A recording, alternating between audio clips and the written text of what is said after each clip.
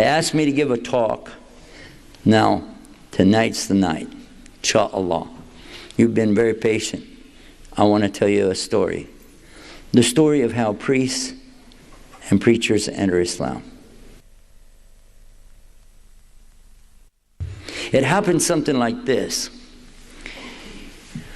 My father and I had a business in a mall some years ago.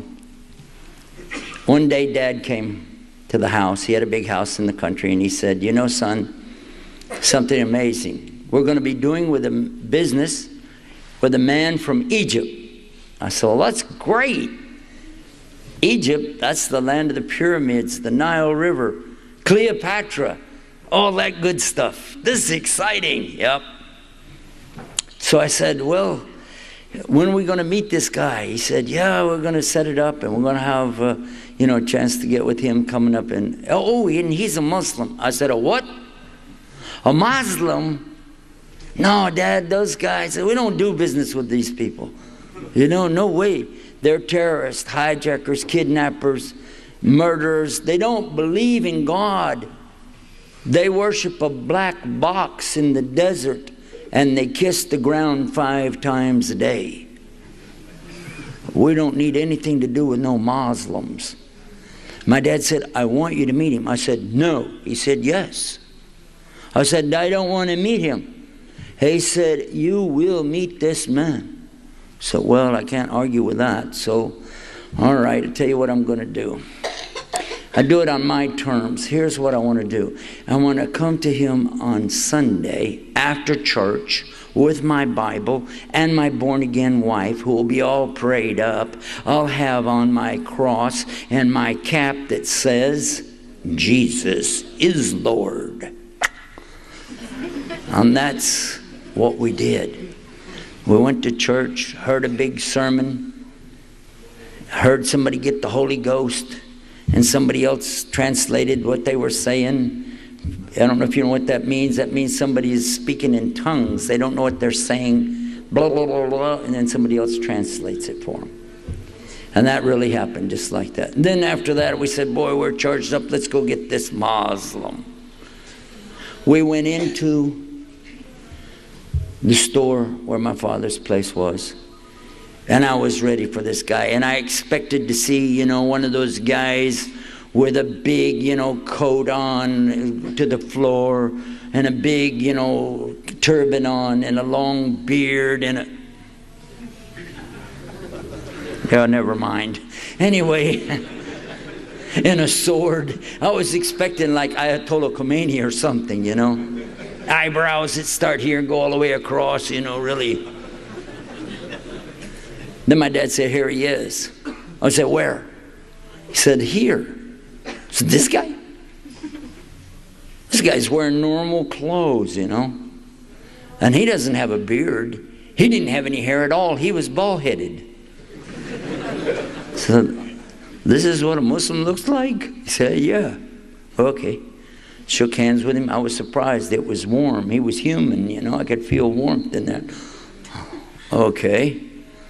So I'll be nice. "Hello, how are you? My name is Gav. What's your name?" "My name is Muhammad." "Okay, Muhammad, very nice to meet you. By the way, you believe in God?" He said, "Yes." "Yeah, but do you believe in the God of Abraham?" He said, "Yeah." Because, see, I had been studying up. I know something about these Muslims. "What about Moses? Do you believe in Moses?" He said, "Yeah." "How about David and Solomon?" He said, "Yeah." "But do you believe in the Bible? Do you believe in the Old Testament?" He said, "Yeah." "How about the New Testament?" He said, "Yeah." I said, "Wait a minute. Do you believe in Jesus?" He said, "Yeah." "No, I'm talking about, do you believe Jesus is a miracle birth?" "Yeah." "But you don't believe him as the risen Jesus?" He said, "Yeah, he's with God." I said, "Yeah." Wait a minute. This is going to be easy. This is going to be so easy, yes. So I told my dad, "Let's do business with this guy. We can convert him, no problem." My dad said, "Leave him alone." I said, "No, We started doing business. We started traveling together, he and I. I began to observe his ways. I began to realize that he was a real decent person, a nice person, a fair person. In fact, we would have discussions, and I would purposely try to sneak things around in the talk. But he would just be straight and say, okay, whatever, and let it go. Say, this is going to be easy. At one point, a friend of mine that has a big cross, he has a huge wooden cross, and he carries it down the street from time to time. He'll go down the freeway.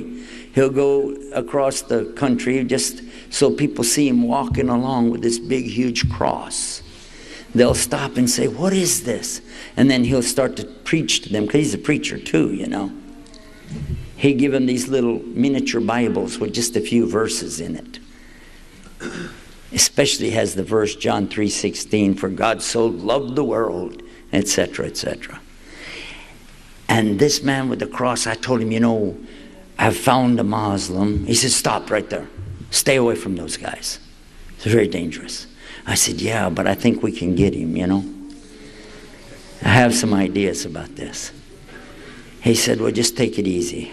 He said, you know, they don't really believe in anything. They're infidels. Okay. Then he had a heart attack and went to the hospital. When I went to visit him in the hospital, I met another man there. This man was a priest, a Catholic priest. And we became friends. When the Catholic priest was released from the hospital, we asked him to come and stay with us.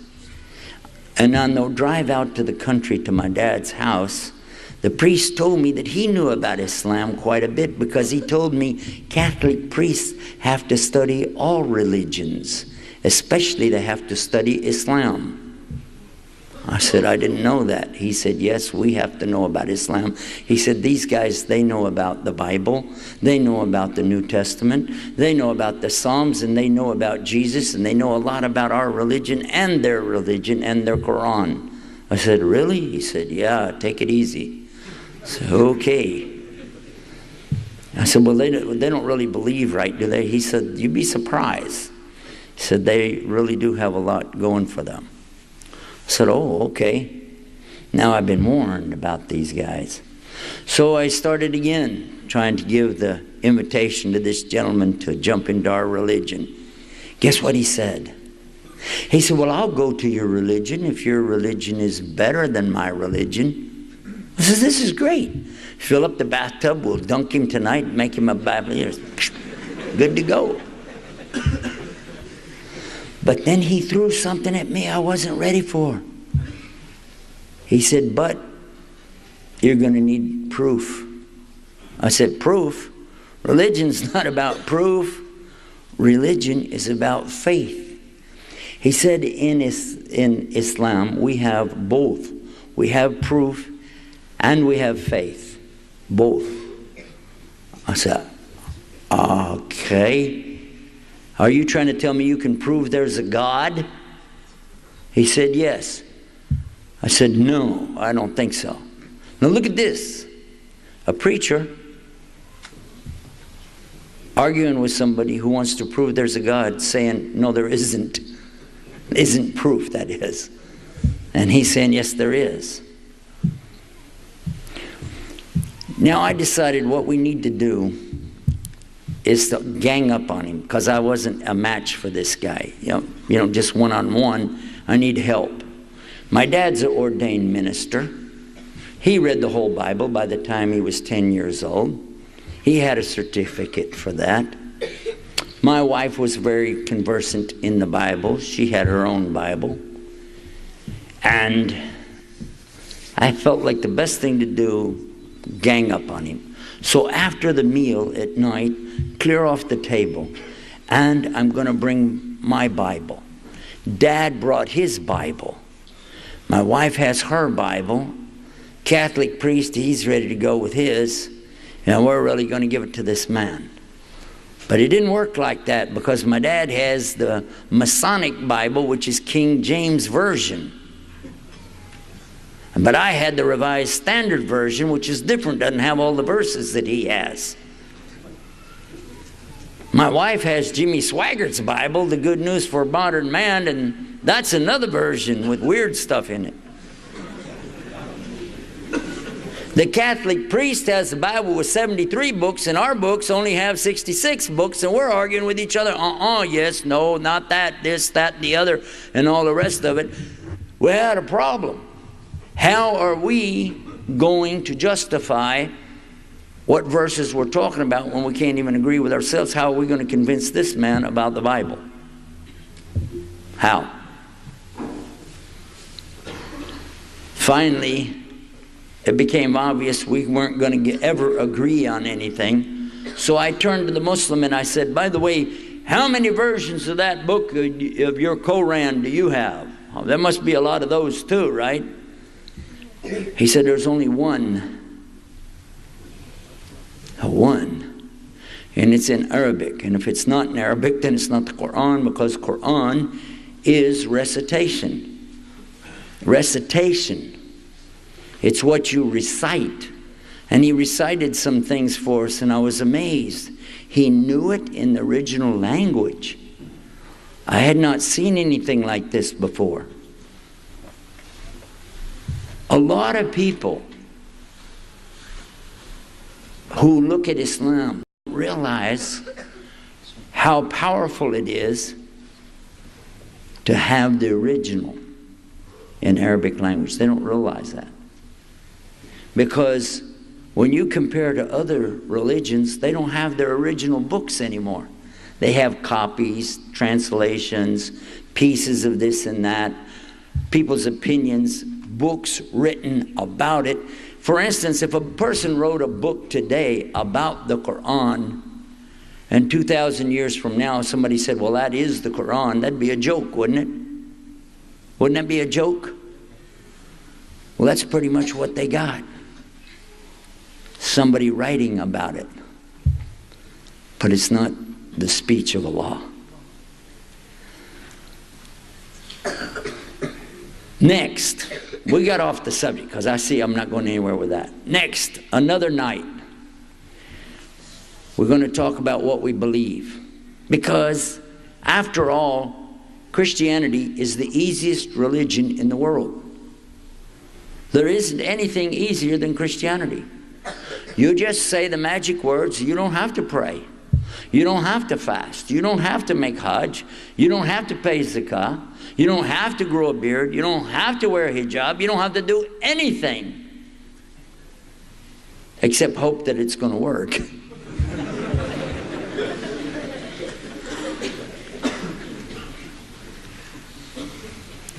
You got to hope that God is really going to punish somebody else for your sins so you don't get punished. Not too likely, is it? So I decided to talk about this. In explaining him about salvation, we came to a new subject. He said, how do you get saved? What will save you from going to hell? I said, well, that's what Christianity is best at. We have the perfect salvation. We have the grace. He said, how does it work? I said, well, the grace works like this. God can't forgive sins, so he sends his son to die for everybody's sin. He said, why can't God forgive sin? Well, I don't know how that works. He said, if he can't forgive sin, then how come after he kills his son he can forgive sins? I don't know how that works either. He said, and you're guilty, but his son is innocent. So where in history do we find it that it's good that innocent people have to be killed for the sake of the guilty ones? Well, I don't know how that works either. So we had a problem with that one. Especially when you consider if your child is bad, really bad, maybe he did something to the cat, maybe he threw stuff out of the refrigerator, ran around the house on a skateboard, broke the television set, broke some windows, maybe let the car roll out into the street and get hit by the trash truck. So you come home and you said, look what he did. But I can't forgive him. So I've got my other child over here that didn't do anything at all. So I'll beat him up. No, I'll kill him.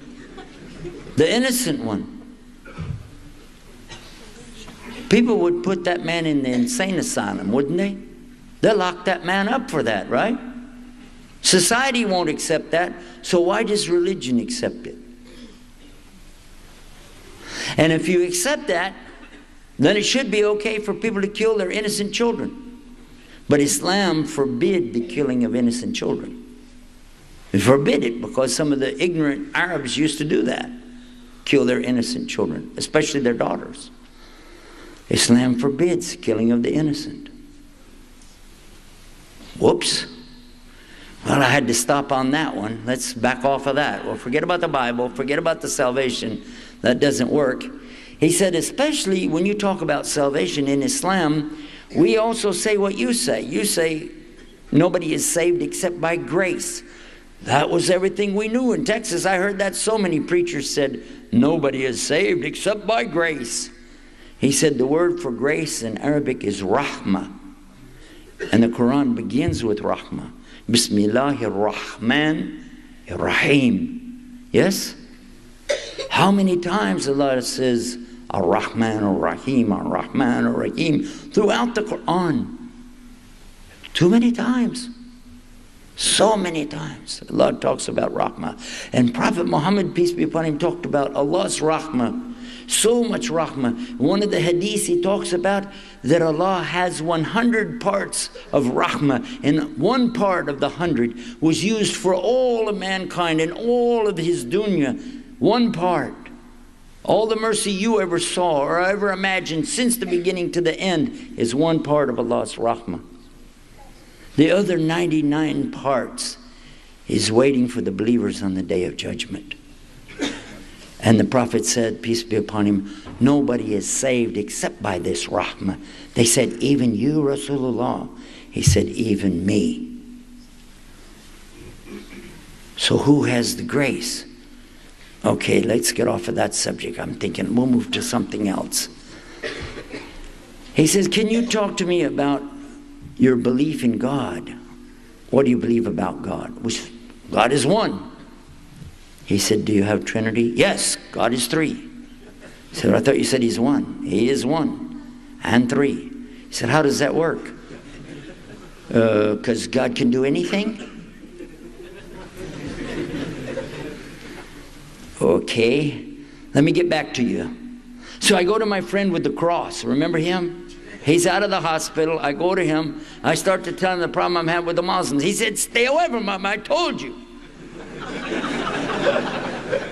I said, yeah, but they believe in Jesus was a miracle birth and Jesus was, doing miracles and Jesus is with God. He's coming back. He said, but they don't believe in the cross. They don't believe in the salvation. I said, well, yeah, but he said, stop, stay away from them. I said, all I have to do is explain the Trinity. And I'm sure I'll get him then. But how can I explain that 1 equals 3? He said, no. Look, it's like an apple. The apple has a skin. Inside of the skin is the meat, and inside of that is the seeds. 3 things, 1 apple, same way, Father, Son, Holy Ghost, one God. Father, Son, Holy Ghost, one God. Got it. Okay, got it. So I go back, and I'm ready. Clear off all the dishes after supper. Sit down, my father, myself, my wife, the priest, and the Muslim. Pull out the apple. You see this apple? Has a skin. Inside is the meat, and inside of that is the seeds. He said, yeah, there's about 6 or 8 seeds in there. What does that equal?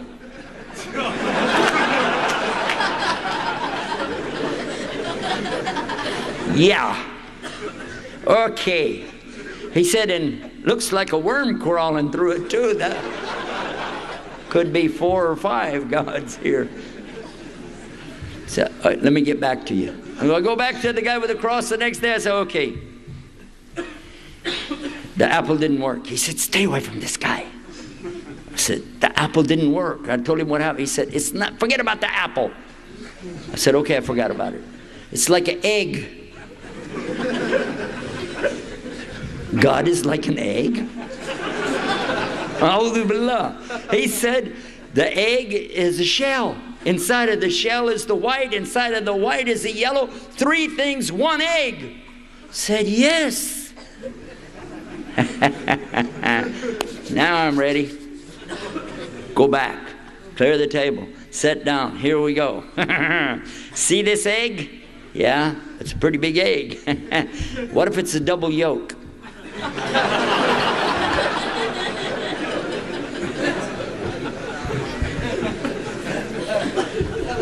God just becomes 4. And what if it's rotten? Ooh, yeah, okay, forget about that. A few days later, I was in a parking lot.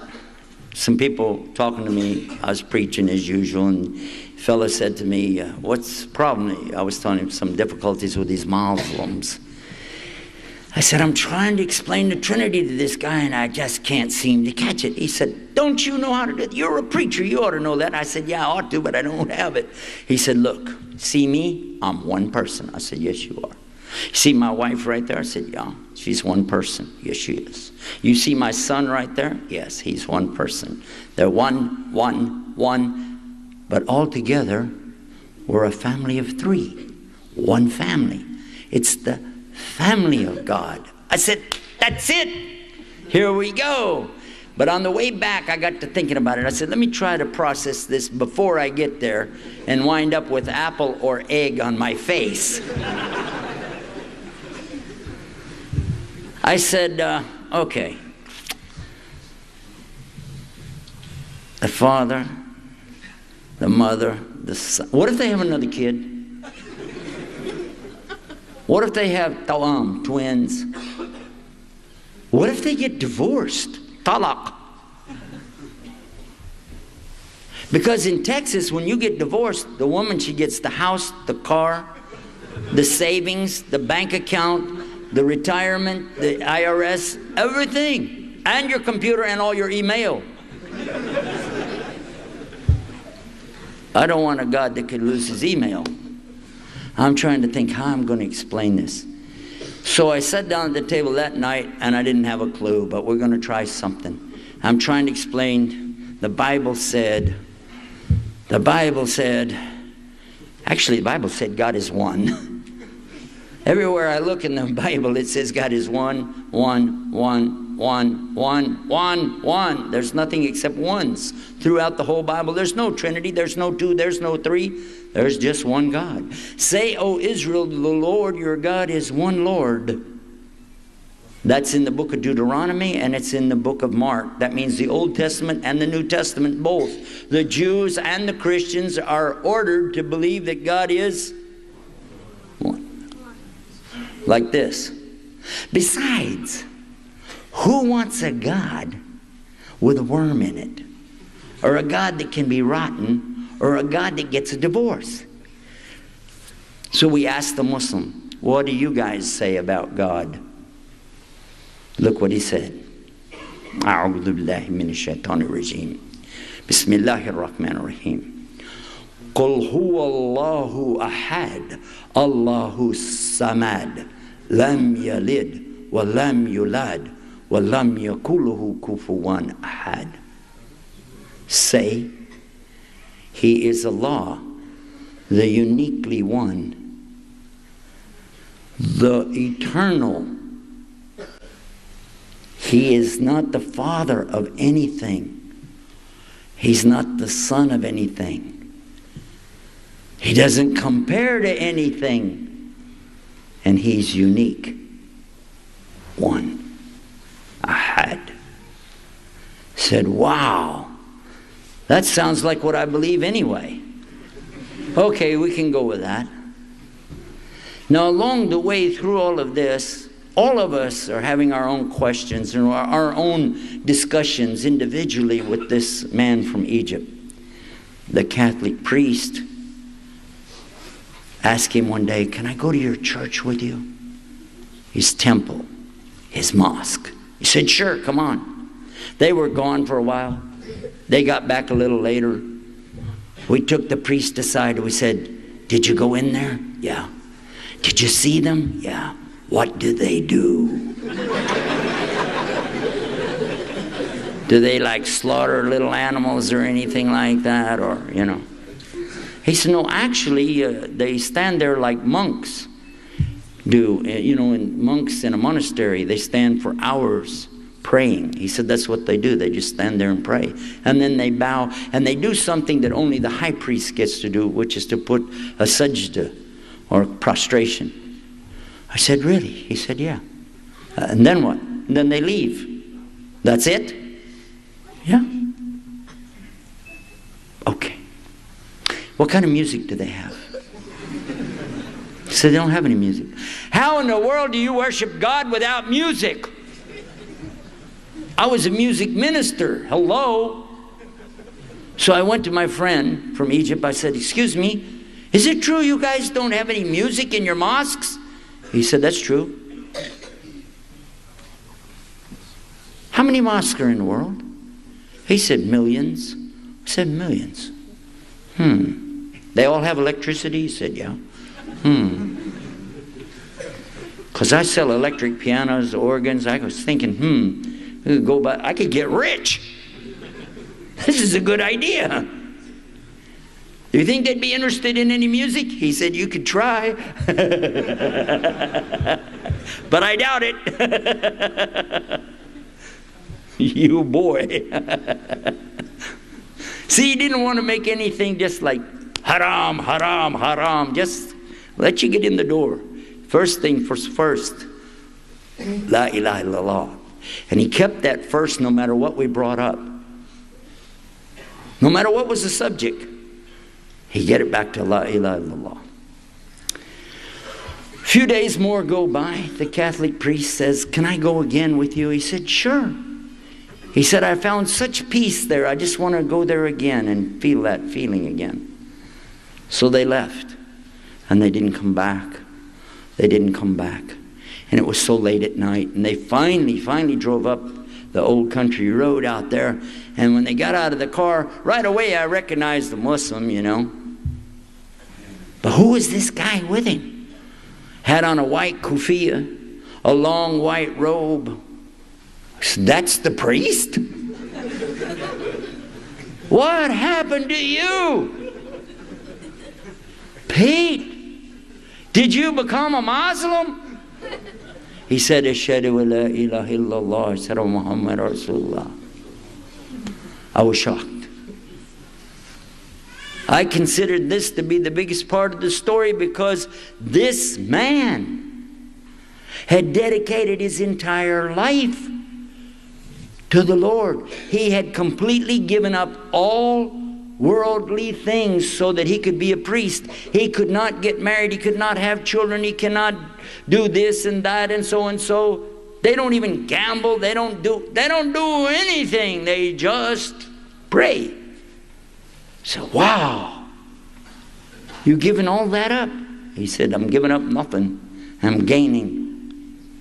I'm going, really? He said, this is the right way. I said, I know it is. So let me get my cameras out. We used to have a television show. I get my camera out, set it on a tripod, get the lights hooked up, put the microphones in. You guys know how long that takes. We get it all together. Guess what? The priest was asleep. So I went upstairs. I want to tell my wife, I'm still excited. I can't believe it. A priest entered Islam today. Can you believe that? A priest, a Catholic priest, became a Muslim, I'm telling her. She said, I want to get a divorce. I go, huh? Wait a minute. This is a different subject here. What happened? She said, I've been listening, talking. We were thinking about what's going on around here. I see where you're going. I know where I want to go. And I said, and a Muslim cannot be married to a Christian. We heard him say that. A Muslim can't be married to a Christian, so I want a divorce. I said, I'm not going to become no Muslim. Take it easy. Did I say I want to be one of them guys? No, I didn't say that. Farthest thing from my mind. Forget about that. Let's go back to normal. And besides, he said that a Christian woman couldn't be married to a Muslim. A Muslim woman can't be married to a Christian man, you see. So if I became a Muslim, it would be all right for you to be a Christian. It's just that a Muslim woman can't be married to the Christian or Jew or anything else. She said, that's exactly what I'm talking about. I want to become a Muslim. Okay, I didn't see that coming.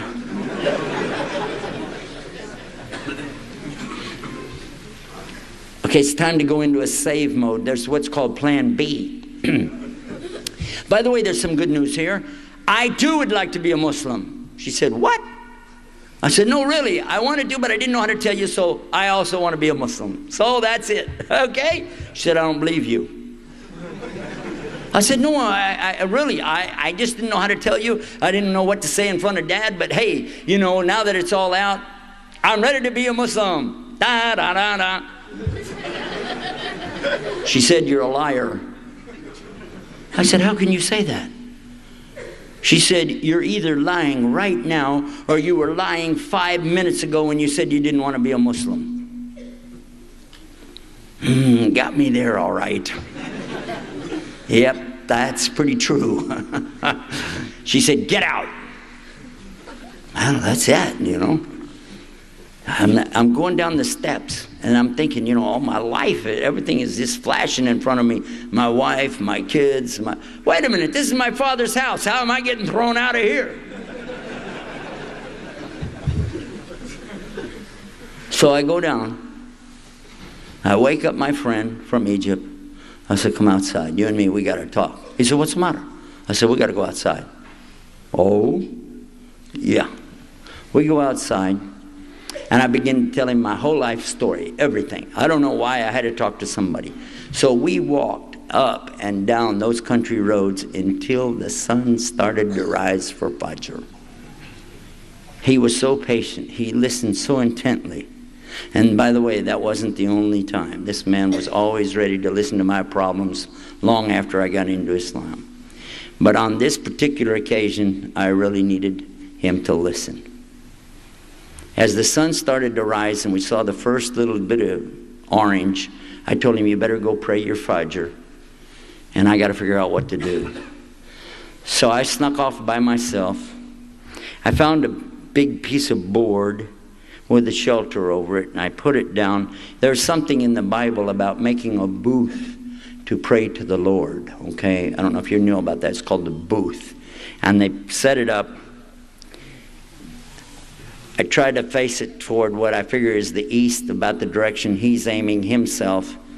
And I put my head on the ground because I said, if it works for those Muslim guys, maybe it'll work for me.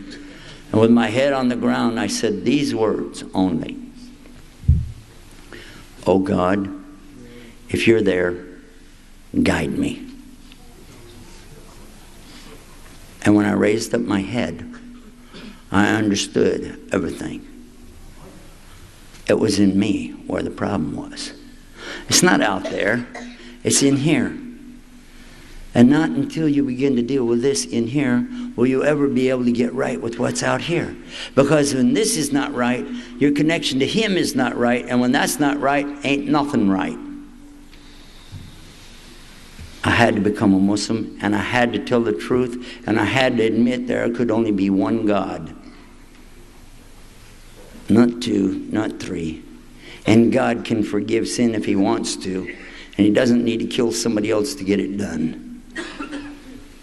In fact, I had to be responsible for my own sins. And that's the hardest part about changing out of Christianity to Islam, is to come to grips with the fact that you have to stand up and pay for what you did. You can't charge it to somebody else's American Express card. So that was it for me. I knew I had to go in. So I went in and I made a bath. And I came downstairs and I was ready. And I stood there in front of my friend from Egypt. And the brand new Muslim, the ex-priest. And I said these words. Ashhadu an la ilaha illallah wa ashhadu Muhammad Rasulullah. A few minutes later, here came my wife right behind me, said the same thing. Ashhadu an la ilaha illallah wa ashhadu Muhammad Rasulullah. Without giving you the whole story tonight, I will tell you some weeks and months went by, but my father also said the same thing. Ashhadu an la ilaha illallah wa ashhadu Muhammad Rasulullah. And just before she died, my stepmother said, I've been listening to you guys for all these years, and I know that Jesus can't be a God or a son of a God. There can only be one God. Muhammad's his messenger. Allahu Akbar. She died a few months after that. Alhamdulillah Rabbil Alameen. At the age of about 86. Amazing, isn't it? Isn't it amazing how Allah works? Yesterday we gave Shahada to a man 63 years old. This year, in the spring of this year, we gave Shahada to a woman who was 99. And all of her children and grandchildren and great-grandchildren, alhamdulillah, are Muslim. All of them, alhamdulillah, all Americans, by the way. It's amazing, isn't it? I've seen so many people enter Islam, and every time they do, I cry. I cry and they cry, and it feels good to know that there is this rahmah from Allah, that He will bring even the priests and the preachers of other religions to Islam. Did you know that people who are pundits from the Indian religion of Hinduism, I've seen them come in Islam? Yes. Have you heard of the Brahmin caste of the Hindus? The one who is making so much money selling CDs for Bollywood from India.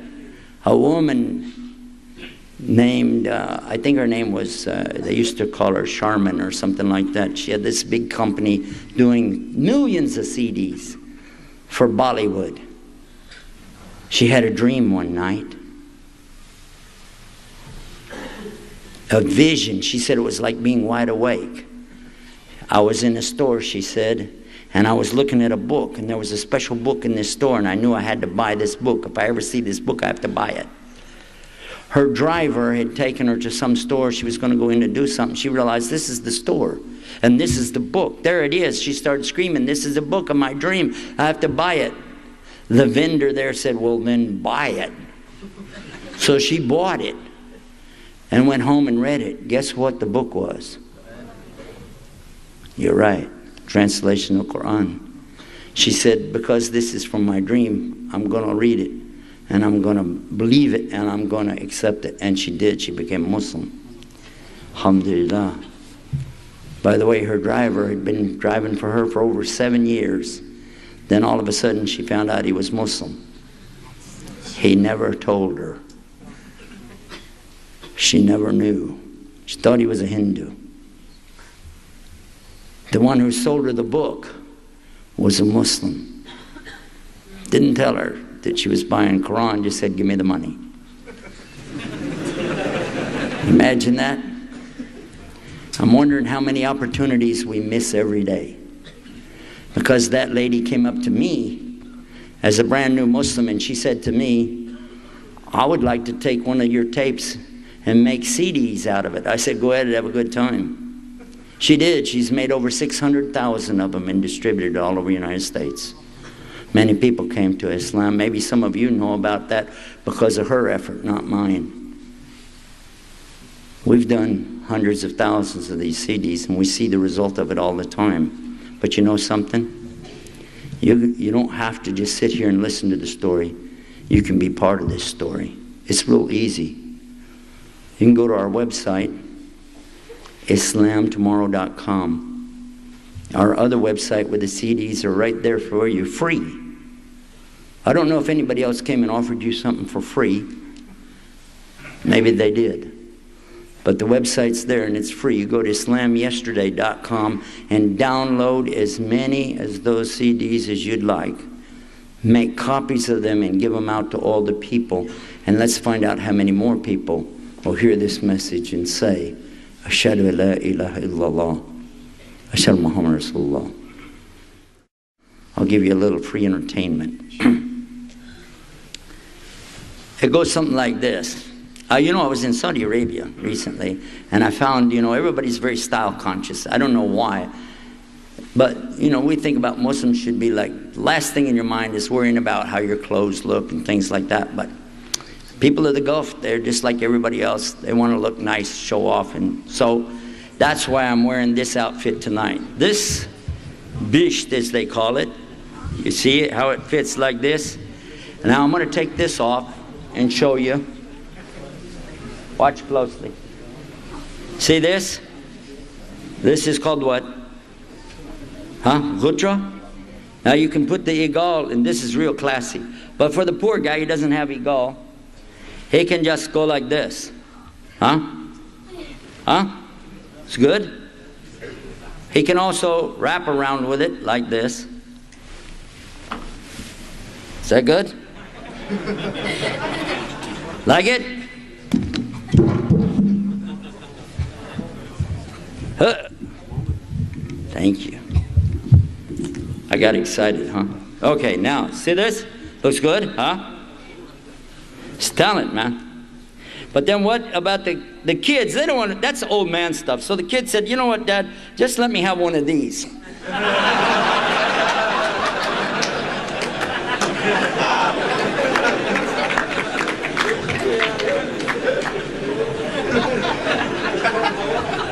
And when it's time for Salah,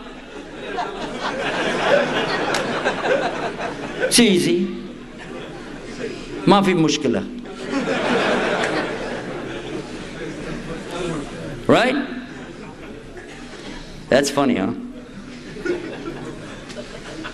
By the way, that's why I wore this all night long. I was getting tired of wearing this anyway. We flew in here today from Melbourne, and I guarantee you I didn't wear this on the airplane.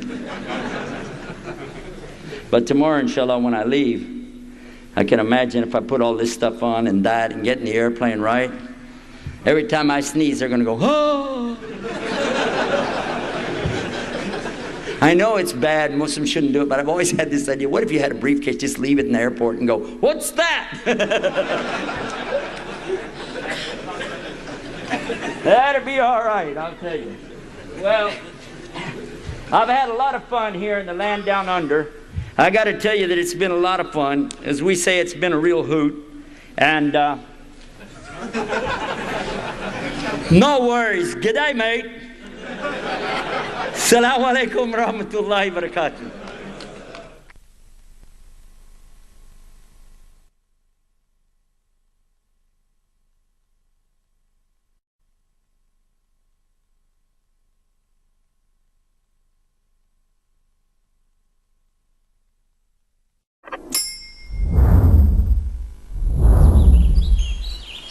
One Islam Productions, an Islamic film studio established in Australia, is dedicated to producing films for all Muslims.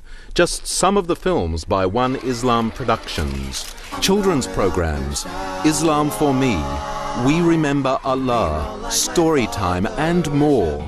Educational films, Pray as You Have Seen Me Pray, Words, Ramadan, Renewal of Faith. Documentaries. We at One Islam Productions believe that Islam is precious and deserves to be presented in only the highest quality.